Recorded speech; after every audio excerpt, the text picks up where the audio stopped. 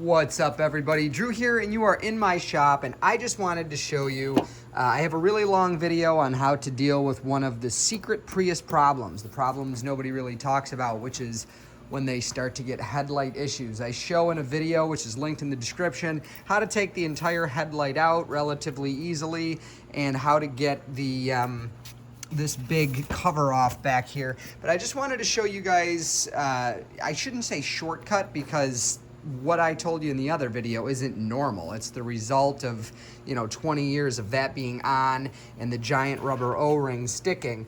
But so this is a way to do it as designed by Toyota, I suppose, avoiding the long cut in the other video. So this is just a straight blade screwdriver, which I kind of rounded off on the tip so it's no longer sharp and bent at that angle. I use this, I think I showed you guys this in another video. I use it to get like behind, we'll pretend that's a radiator hose. I use it to get behind radiator hoses and go around to separate them from being stuck on the aluminum necks. But if you look in there, right down, let me see. I don't know if it's gonna show you. You might have to just take my word for it. But in there is a fin. There's these fins that are all around it, and they always break off on the top when people try to push down to rotate this thing. But with this particular screwdriver, I was able to get under there, grab one of those fins and pull, and it rotated it just enough to get it going. And then, as it says in the other video, which you should absolutely do, and even if you're just a DIYer and not a shop, everybody should have this. I bought this in, I think, maybe 2015. It was 23 bucks. It's called Shinetsu. It's a super highly refined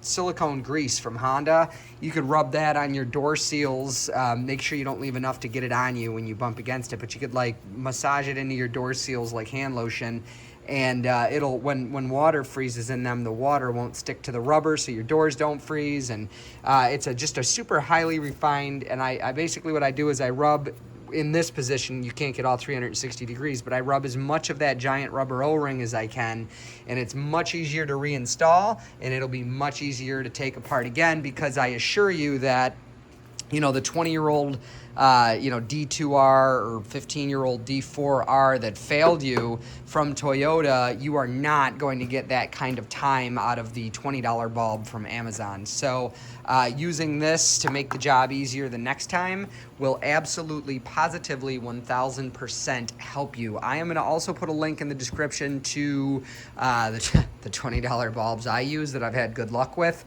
It just, maybe some of you are pooping on me right now because I don't use, an original bulb, but the reality is, folks, it is in the aftermarket, in the spirit of keeping 20-year-old cars on the road. There are sacrifices you need to make, and a $20 bulb is one of those sacrifices. Now, anything in here, a lot of the little giblets and the suspension and brakes and all that jazz, I go super premium or original. But a bulb, once I do it my way, it's not a hard thing to change. And I've got a couple of these bulbs, these $20 bulbs, out on the road for at least 5 years. So anyways, I'm Drew. I hope it helps. You got to heat that with a torch to get it to bend that nice. But that's just one of the little tricks I do for Prius headlights. So if I could do it, you could do it. Take care. God bless, and we'll see you in the next video. Bye.